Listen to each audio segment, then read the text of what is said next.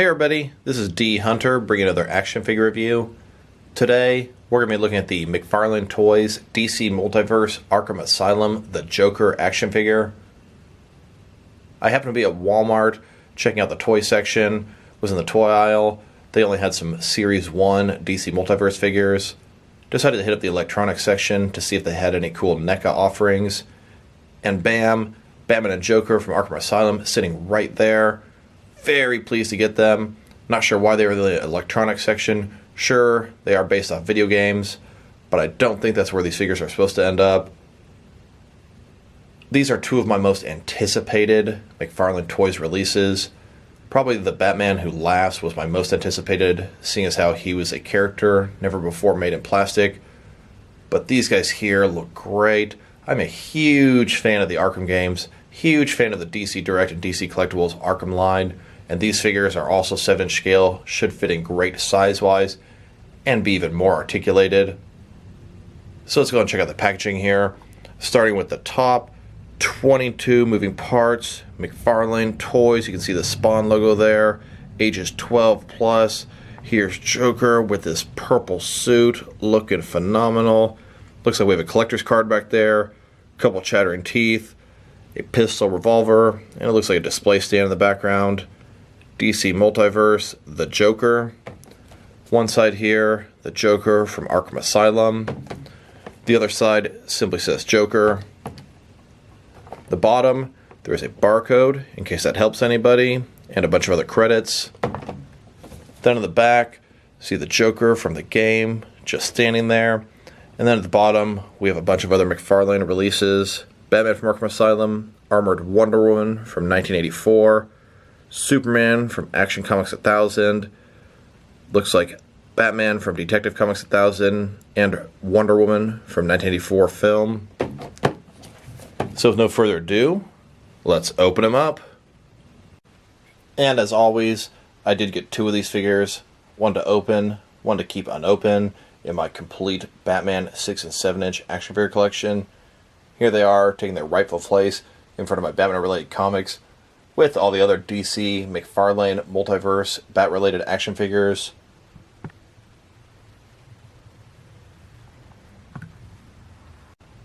Alright, now that we got this figure out of the package, here he is with all his accessories laid out.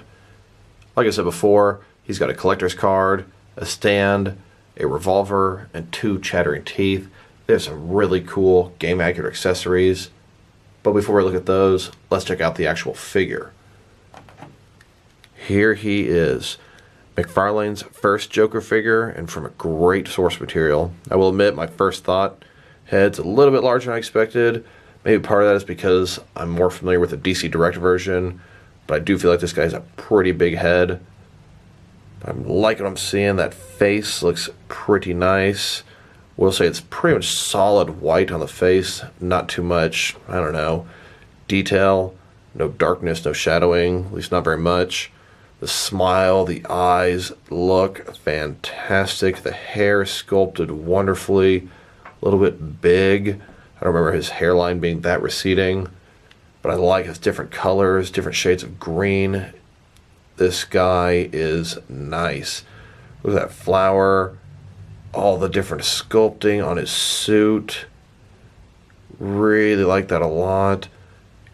His vest here, I mean, everything looks really nice, very well done. His chain is plastic, not actual chain. That's different from the DC Direct version. Double jointed elbows, double jointed knees. Thinking the sculpt on this guy is amazing. He looks great. Next, let's check out his accessories, and let's start off with the boring stuff. Here's his collector's card, Joker for the video game, Arkham Asylum.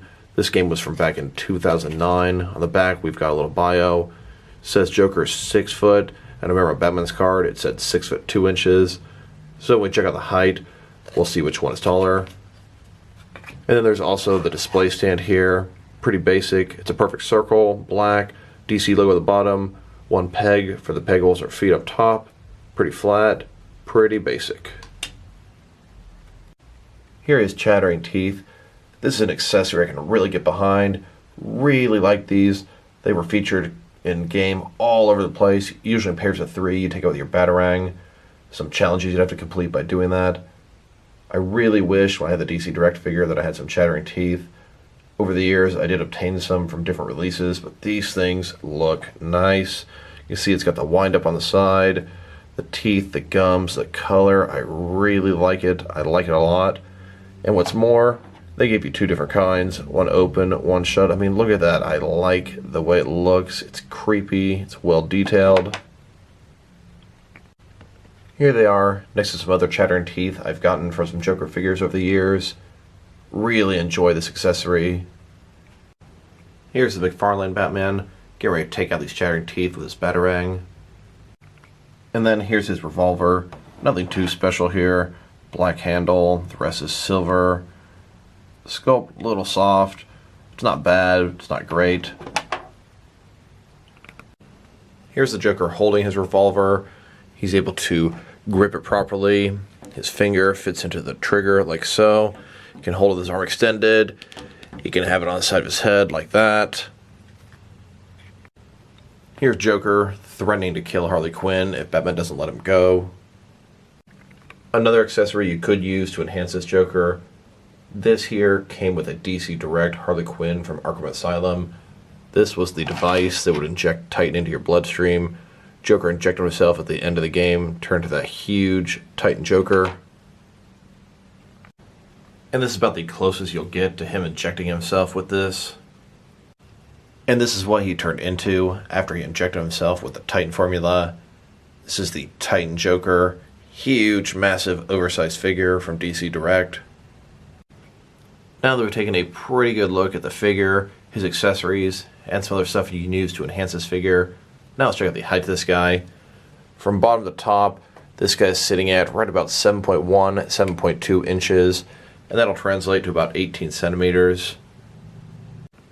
Next, let's check out his articulation. Starting with his head here, of course, it can turn from side to side. You can look down that far, up that far, and it can tilt a little bit. Pretty good range of motion with his head there. Shoulders on a ball joint, they go out about that far. Up, down, around, no problem at all. He does have a butterfly joint, that bit of material between his shoulder and sort of chest area. It really allows you to go up and down even more. And a little bit of forward and back motion. He's got a bicep cut below that. Double jointed elbows, arms go absolutely all the way in. That is great. He's got a ball in his wrist between his hand and his forearm here.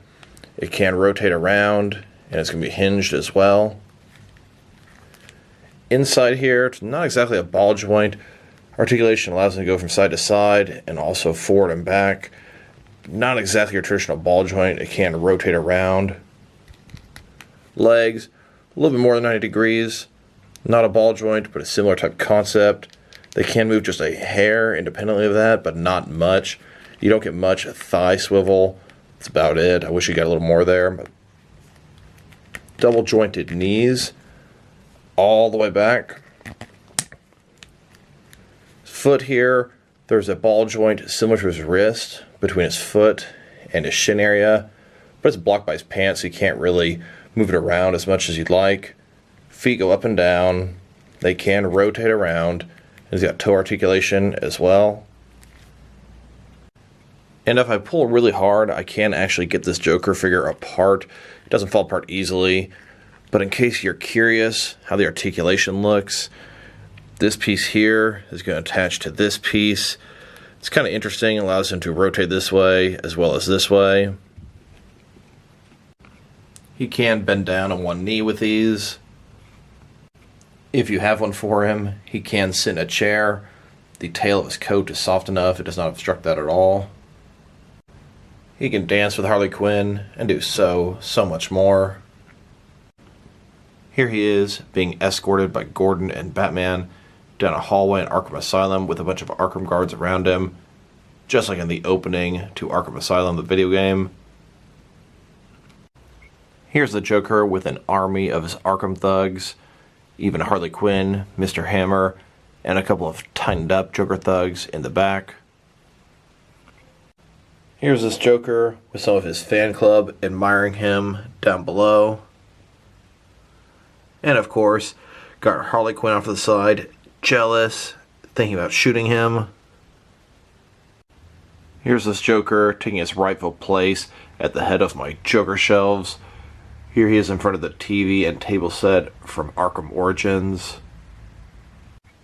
Next, let's check this guy out compared with some other action figures. Starting off with some other McFarlane DC Multiverse figures, then some other Arkham figures, and then some other Joker figures. Here he is next to the Batman from Arkham Asylum. These are the two Arkham figures that McFarlane has made so far, and I'm really hoping they expand on this line. Do keep in mind, according to the bio, Batman is supposed to be 2 inches taller than Joker, and they look to be pretty much the same height. Here he is next to the entire McFarlane DC Multiverse collection. So far, there are 16 figures in one vehicle. I believe the next two figures we're going to get are a light blue and gray variant of Batman from Detective Comics 1000 and Batman from Batman the Animated Series. Then we're going to be getting the White Knight figures, Batman, Azrael, and Joker. Then there's a bunch of Dark Knight metal figures coming. And after that, there's a whole bunch of rumors about what's coming next. Here he is next to the original DC Direct Arkham Asylum Joker. The McFarlane one is definitely bigger than him. Not a whole lot, but overall his body's a little bit thicker. He's definitely taller. His head is quite a bit larger. You can kind of see why I instantly thought his head is too big. Part of it could be because I'm so used to this DC Direct figure. I've had him for years and I've loved him the whole time. Looking at these guys up close together, I must say they're both fantastic, but I do think DC Direct looks a little bit better. Tell me what you guys think in the comments below. Here he is with all the different 6 and 7 inch Arkham Joker figures that I have.